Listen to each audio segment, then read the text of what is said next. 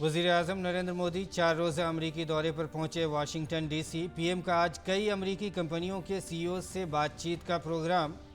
Australia और Japan के वज़ीर-ए-आज़म से होगी दो तरफ़ा मुलाकात। अमरीका के नायब सदर कमला हैरिस से भी करेंगे मुलाकात।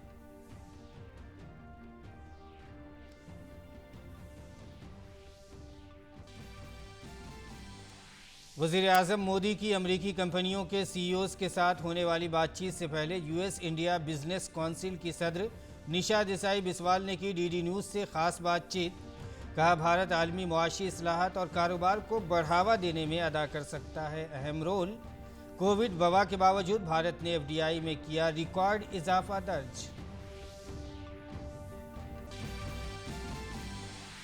पीएम मोदी 27 सितंबर को मुल्कगीर प्रधानमंत्री डिजिटल हेल्थ मिशन का करेंगे इफ्तिताह। लोगों को मिलेगा यूनिक डिजिटल हेल्थ शनाख्ती कार्ड। आईडी में होगी फर्द की सेहत से मुताल्लिक तमाम तफासिल।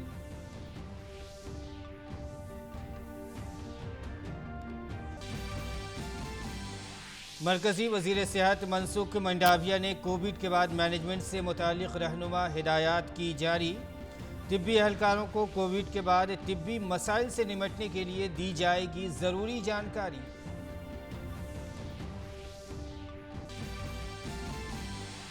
जम्मू कश्मीर में हिफाजती दस्तों को मिली बड़ी कामयाबी। बारामूला में 3 दहशतगर्द हलाक। दहशतगर्दों के पास से 5 AK-47, 8 पिस्तल, 45 ग्रेनेड समेत भारी तादाद में असलहा व गोला बारूद बरामद। उत्तर प्रदेश में बीजेपी का इंतखाबी हिकमत अमली पर गौर व खौस के लिए मीटिंगों का दौर। मरकजी वजीर अनुराग ठाकुर ने लखनऊ में की रियासती लीडरों के साथ मीटिंग।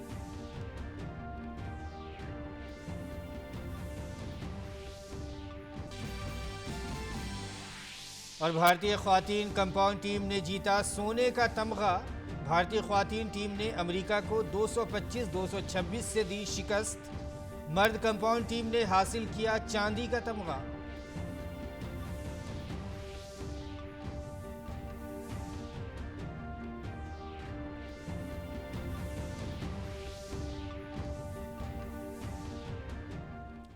नाजरीन, शाम 5:30 बजे के उर्दू खबरनामे में आपका इस्तकबाल है। मैं हूं आपके साथ मसरूर फैजी। और आइए अब खबरों पर तफसील के साथ नजर डालते हैं। सबसे पहले बुलेटिन की शुरुआत करते हैं वज़ीर-ए-आज़म नरेंद्र मोदी के अमेरिका दौरे से मुताल्लिक खबरों के साथ।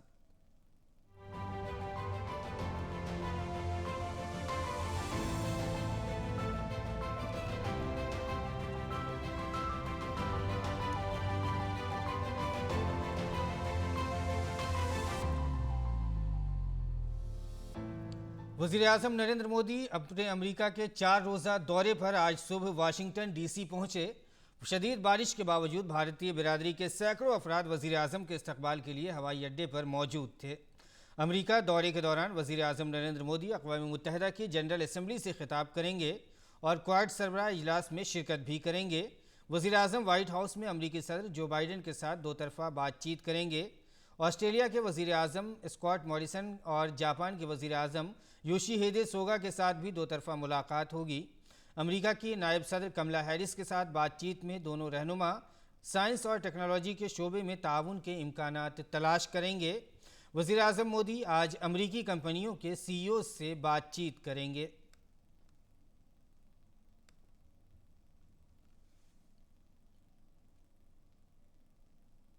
जब वज़ीर-ए-आज़म नरेंद्र मोदी अमेरिका पहुंचे तो वाशिंगटन डीसी की फिजा भारत माता की जय और मोदी मोदी के नारों से गूंज उठी। शदीद बारिश के बावजूद भारतीय कम्युनिटी के लोग वज़ीर-ए-आज़म मोदी के इस्तकबाल के लिए वाशिंगटन डीसी एयरपोर्ट के बाहर जमा हुए। भारतीय बिरादरी के लोगों ने उनका पुरतपाक खैर मकदम किया। यहाँ तक कि तेज़ बारिश और तेज़ हवा भी उनके जोश और जज्बे को कम नहीं कर सकी। हाथों में तिरंगा थामे भारतीय कम्युनिटी के लोगों का जोश आसमान को छू रहा था। वज़ीर-ए-आज़म उनके दरमियान पहुंचे और उनके इस्तकबाल पर शुक्रिया अदा किया। वज़ीर-ए-आज़म ने हुजूम तक पहुंचकर लोगों के साथ हाथ मिलाकर उनके जोश में भी इजाफा किया।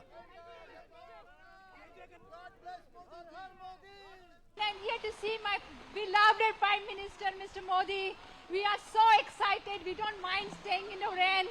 We are just excited to see him and welcome him. Modi We ji. love you, Modi ji. We love you. We love you. It is very instrumental in bringing USA-India ties much more stronger given the crisis, the COVID crisis, and only he is the leader who can solve the situations in the world. And we are proud that we are Indians and he's representing millions of Indians and giving a leadership, a direction to the entire world. So we are here to welcome him even though it's raining.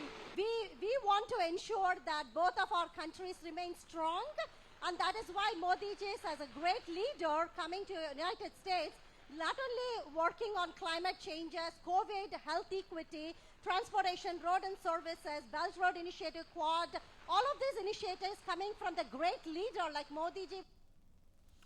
और वज़ीर-ए-आज़म Narendra Modi Washington में Qualcomm, Adobe, First Solar, General Atomics और black stone जैसी बड़ी कंपनियों के साथ senior CEO से मुलाकात करेंगे। ये कंपनियां टेक्नोलॉजी, काबिल तजदीद तवानाई, सॉफ्टवेयर, ड्रोन और सरमायाकारी फंड्स के शोबों की नुमाइंदगी करती हैं।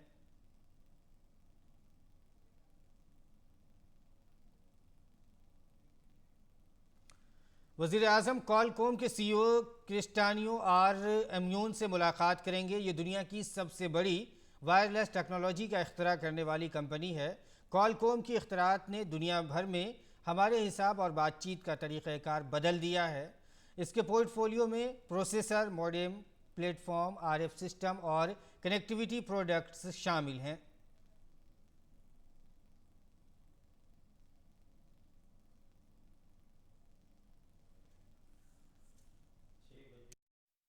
वज़ीर-ए-आज़म एडोब के चेयरमैन शांतनु नारायण से भी मुलाकात करेंगे। एडोब एक multi national computer software company है।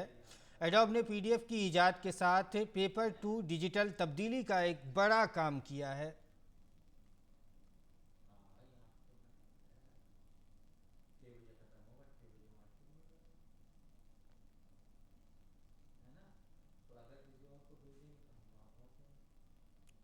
वज़ीर-ए-आज़म मोदी फर्स्ट सोलर के सीईओ मार्क वुडमुर से भी मुलाकात करेंगे। फर्स्ट सोलर ने दुनिया के कई बड़े grid connect PV power plants develop किए हैं, उनकी माली इआनत की है, उन्हें डिज़ाइन किया है और उन्हें चलाया है। कंपनी सोलर पैनल की पैदावार के शोबे में भी मशहूर है और इसके पास utility scale PV power plants और मुतालिका खिदमात की पैदावार में भी महारत है।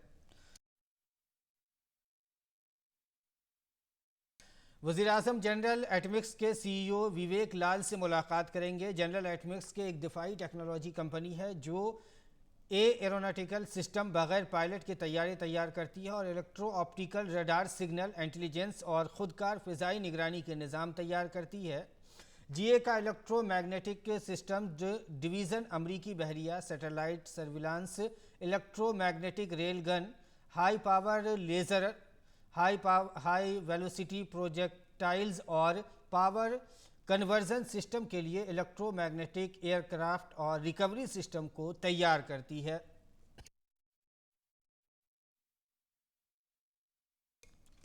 वज़ीर-ए-आज़म ब्लैक स्टोन के सीईओ स्टीफन ए श्वार्ज़मैन से भी मुलाकात करेंगे। ब्लैक स्टोन दुनिया की सबसे बड़ी सरमायाकारी फर्मों में से एक है। कंपनी तकरीबन $684 बिलियन के असासों का इंतज़ाम करती है। श्वार्ज़मैन 1985 में ब्लैक स्टोन के क़याम के बाद से कंपनी से वाबस्ता हैं। अमरीकी कंपनियों के कई सीनियर सीईओज़ के साथ वज़ीर-ए-आज़म मोदी की बातचीत से पहले यूएस इंडिया बिजनेस काउंसिल की सदारत निशा देसाई बिस्वाल ने डीडी न्यूज़ से खुसूसी गुफ्तगू की। इस दौरान निशा बिस्वाल ने कहा कि भारत आलमी मुआशी इस्लाहात और तिजारत के फ़रोग़ में अहम किरदार अदा कर सकता है। साथ ही उन्होंने कोविड वबा के बावजूद एफडीआई में रिकॉर्ड तरक्की की भी सताइश की। प्रधानमंत्री नरेंद्र मोदी का अमेरिका दौरा कई मायनों में खास रहने जा रहा है। कॉर्पोरेट सेक्टर की नजरें भी इस दौरे पर रहने वाली कि आखिर क्या कुछ बड़े टेकअवेज निकल करके आ सकते हैं। बिजनेस और व्यापार जगत की क्या कुछ उम्मीदें, इस पर जानकारी के लिए समझने के लिए हमारे साथ मौजूद हैं यूएसआईबीसी की president Nisha Biswal. Nisha, thank you so much for joining us on Doordarshan network. First of all, how do you look at Prime Minister Narendra Modi's leadership as far as boosting trade and investment between both the countries? Well, thank you so much. First of all, it's wonderful to see you again. And listen, I think that the Prime Minister has been very bullish on wanting to attract investment from the United States and all around the world.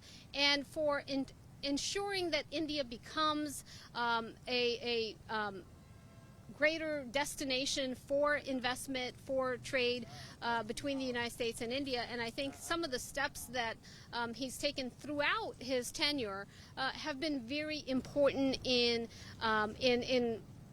rising confidence amongst investors in India. For example, just in recent weeks, we've had a number of PLI schemes that we hope will bring in more investment into India and encourage particularly key supply chains. But we've also seen policies like the ban on retroactive tax, which is very important for the investor community.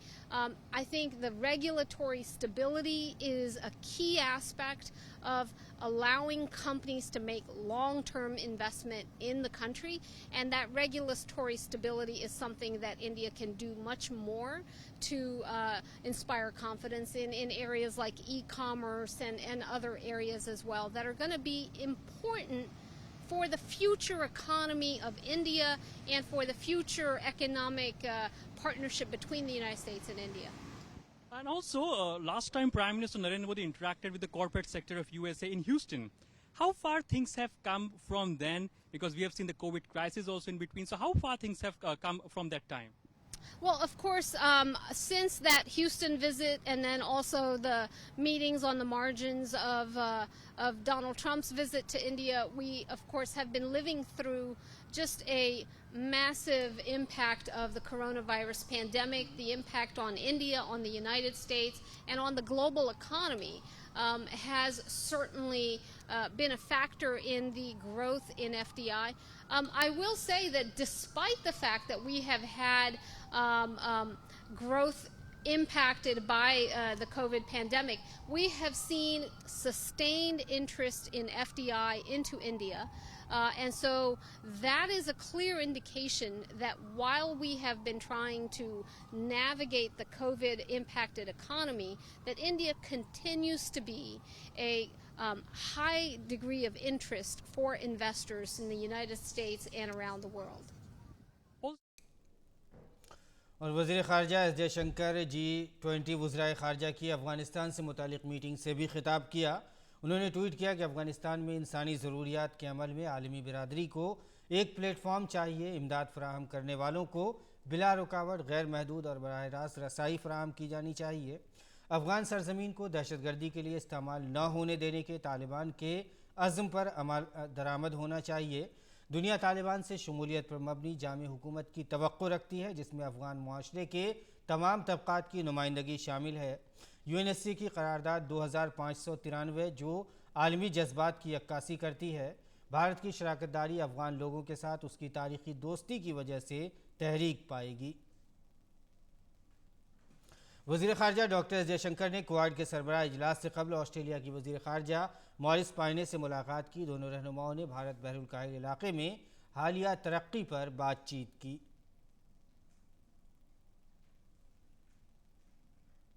वज़ीर आज़म नरेंद्र मोदी अक़वाम मुत्तहिदा की general assembly में अपने ख़िताब के दौरान कई अहम उमूर पर गुफ्तगू कर सकते हैं। उनके ख़िताब में मौजूदा आलमी मंजरनामे पर छाए मसाइल भी हो सकते हैं। हमारे नुमाइंदे नीरज सिंह ने इस बारे में मज़ीद मालूमात वो हमें दे रहे हैं। इस समय दूरदर्शन की टीम न्यूयॉर्क में है और मैं इस समय संयुक्त राष्ट्र संघ के मुख्यालय के सामने खड़ा हुआ हूँ। इस समय पूरी दुनिया की निगाह यूएनजीए पर लगी हुई है, क्योंकि 25 सितंबर को प्रधानमंत्री नरेंद्र मोदी यूएनजीए में संबोधित करने वाले हैं।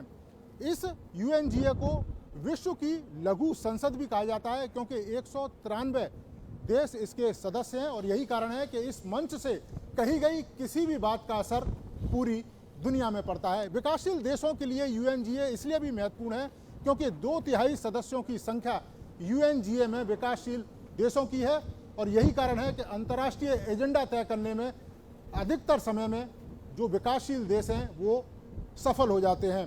प्रधानमंत्री नरेंद्र मोदी जब यूएनजीए को संबोधित करेंगे तो उस समय भारत सहित दुनिया की निगाह लगी होगी, क्योंकि कई सारे महत्वपूर्ण मुद्दे हैं जिन पर प्रधानमंत्री अपनी बात रख सकते हैं। अगर हम जलवायु परिवर्तन के वैश्विक प्रभाव को देखें तो प्रधानमंत्री नरेंद्र मोदी अपने भाषण में उसका जिक्र कर सकते हैं, क्योंकि जलवायु परिवर्तन का असर पूरी दुनिया में पड़ रहा है। इसके अलावा अफगानिस्तान के बदलते हालातों पर भी प्रधानमंत्री नरेंद्र मोदी UNGA में संबोधित कर सकते हैं। इसके साथ साथ कोरोना वैक्सीन का मानवीय जो पहलू है उसको लेकर भी प्रधानमंत्री संबोधित कर सकते हैं कि कोरोना वैक्सीन को किस तरीके से उसको जो दूसरे छोटे देश हैं और गरीब देश हैं उन तक सस्ती उसकी पहुंच बनाई जाए।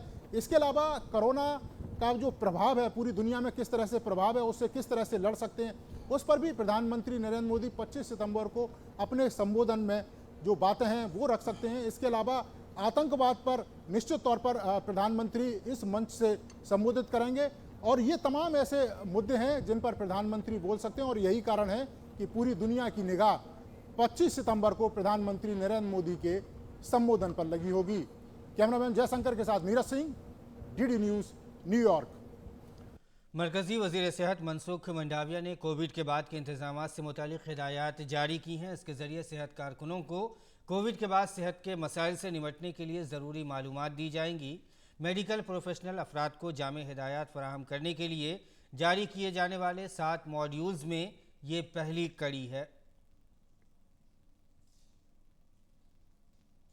कॉन्फेडरेशन ऑफ इंडियन इंडस्ट्री के एक प्रोग्राम से खिताब करते हुए नायब सदर जमहूरिया एम वेंकैया नायडू ने जनूबी भारत की रियासतों को तरक्की की राह बताते हुए कहा कि जनूबी भारत की सबसे बड़ी ताकत वहाँ की तहजीब व सकाफत है।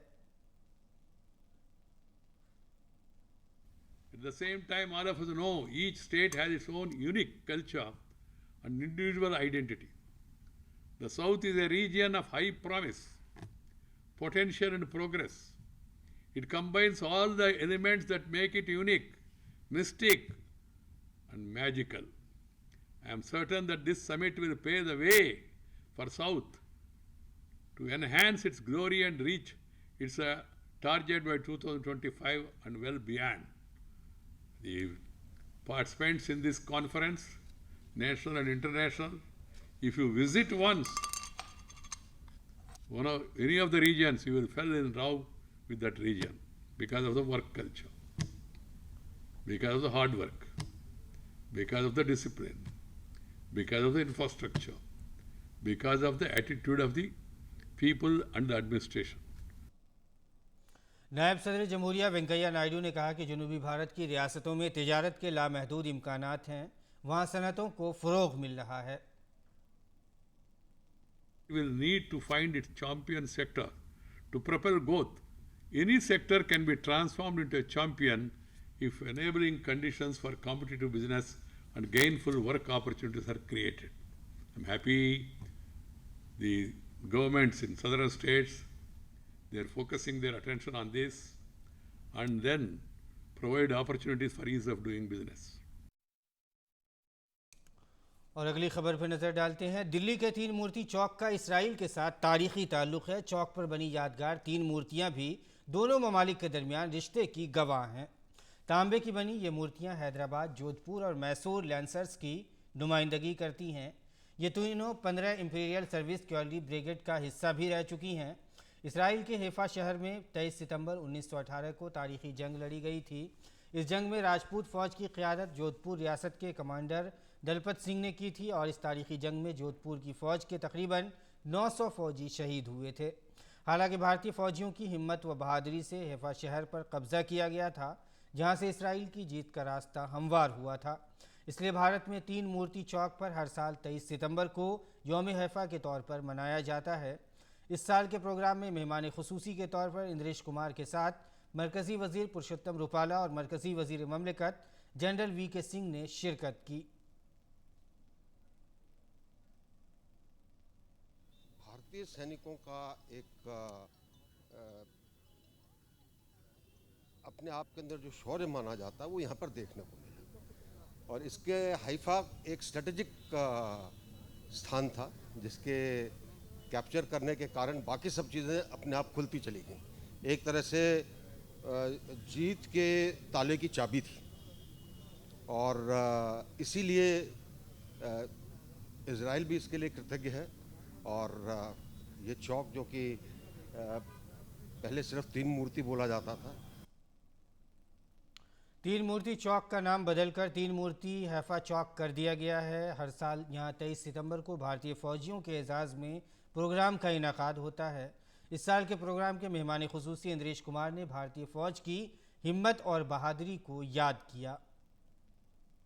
1918 में 900 सैनिक लगभग जोधपुर, मैसूर और हैदराबाद इनके जवानों ने सामान्य शस्त्रों से युद्ध लड़कर और हाइफा को ऑटोनम एम्पायर तुर्की से स्वतंत्र करवाकर इजराइल को गिफ्ट दिया।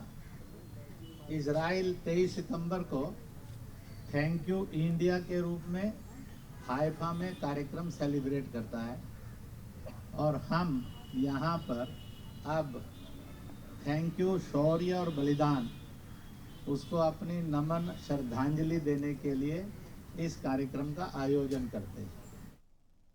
वज़ीर-ए-आज़म नरेंद्र मोदी 27 सितंबर को राष्ट्रीय डिजिटल हेल्थ मिशन का ऐलान करेंगे। प्रधानमंत्री डिजिटल हेल्थ मिशन मालूमात और बुनियादी ढांचे की खिदमात की एक वसी रेंज के ज़रिए एक मौसर, काबिल रसाई, जामे, सस्ती और महफूज तरीके से हेल्थ कवरेज फराहम करता है। इसके तहत लोगों को फराहम की जाने वाली डिजिटल हेल्थ आईडी में शहरियों का तिब्बी कार्ड रिकॉर्ड होगा। और ख़बर जम्मू कश्मीर से है। जम्मू कश्मीर में हिफाजती दस्तों को बड़ी कामयाबी मिली है। शुमाली कश्मीर के बारामूला ज़िले के हरलंगा इलाके में हिफाजती दस्तों ने 3 मुसल्लह दहशतगर्दों को ढेर कर दिया। इन दहशतगर्दों ने LOC के ज़रिए कुछ वक्त पहले ही दरारंदाजी की थी। अफसरान के मुताबिक खुफिया इत्तलात की बुनियाद पर कई दिन से उनकी तलाश चल रही थी। बिलाखिर आज एक ऑपरेशन के दौरान हिफाजती दस्तों को कामयाबी मिल गई। दहशतगर्दों के पास से 5 AK-47, 8 पिस्टल, 45 ग्रेनेड समेत भारी तादाद में असलहा व गोला बारूद बरामद किया गया है। उत्तर प्रदेश में बीजेपी की इंतखाबी हिकमत अमली पर गौर ख्वास के लिए 24 घंटे मीटिंग चल रही है। रियासती बीजेपी के शरीक इंचार्ज अनुराग ठाकुर ने रियासती कायदीन के साथ मीटिंग की। अर्जुन राम मेघवाल समेत दिगर कायदीन ने भी मीटिंग में शिरकत की।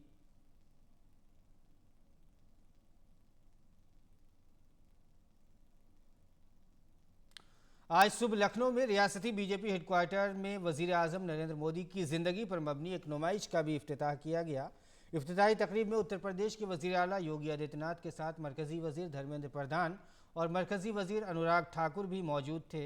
इस मौके पर धर्मेंद्र प्रधान ने कहा है कि ये नुमाइश नौजवानों को मुसलसल काम करने की तरगीब देगी। बीजेपी के दोनों रहनुमाओं ने उत्तर प्रदेश के वज़ीर आला योगी आदित्यनाथ से लखनऊ में उनकी सरकारी रिहाइश गाह पर गैर रस्मी मुलाकात की। इत्तलात और नशरियात के मरकज़ी वज़ीर ममलिकत डॉक्टर एल मुरुगन ने आज भोपाल में मरकज़ी वज़ीर ज़राअत नरेंद्र सिंह तोमर से उनकी रिहाइश गाह पर मुलाकात की। वज़ीर ज़राअत ने उन्हें मध्य प्रदेश से राज्यसभा सीट के लिए कागजात नामजदगी दाखिल करने पर मुबारकबाद पेश की। इस मौके पर मरकज़ी वज़ीर ज़राअत ने डॉक्टर एल मुरुगन को मध्य प्रदेश से राज्यसभा भेजे जाने का खैर मकदम किया। मरकज़ी वज़ीर ज़राअत ने कहा कि ज़रूरी इस्लाहात क़वानीन पर जिन्हें कुछ एतराज़ है, हुकूमत उनसे खुले दिल से बातचीत के लिए तैयार है। वज़ीर ज़राअत नरेंद्र सिंह तोमर ने कहा कि मरकज़ी हुकूमत किसानों की फलाह के लिए मुसलसल काम कर रही है। और खेल की खबरों में भारतीय ख़वातीन कंपाउंड तीरंदाजी टीम ने मेज़बान अमेरिका को 226-225 से शिकस्त देकर आलमी चैंपियनशिप में सोने का तमगा जीत लिया है। वहीं मर्दों की टीम फाइनल में ऑस्ट्रेलिया से 235-238 से हार गई और उसे चांदी के तमगे पर इक्तफा करना पड़ा। ख़वातीन टीम में प्रिया गुर्जर, मुस्कार किरार और ज्योति सोरेखा थीं। वहीं मर्दों की टीम में अभिषेक वर्मा, संगम बिस्ला और ऋषभ यादव थे। और नाज़रीन, इसके साथ ही बुलेटिन इख्तिताम को पहुंचता है, तो फिलहाल इजाज़त दीजिए। आदाब।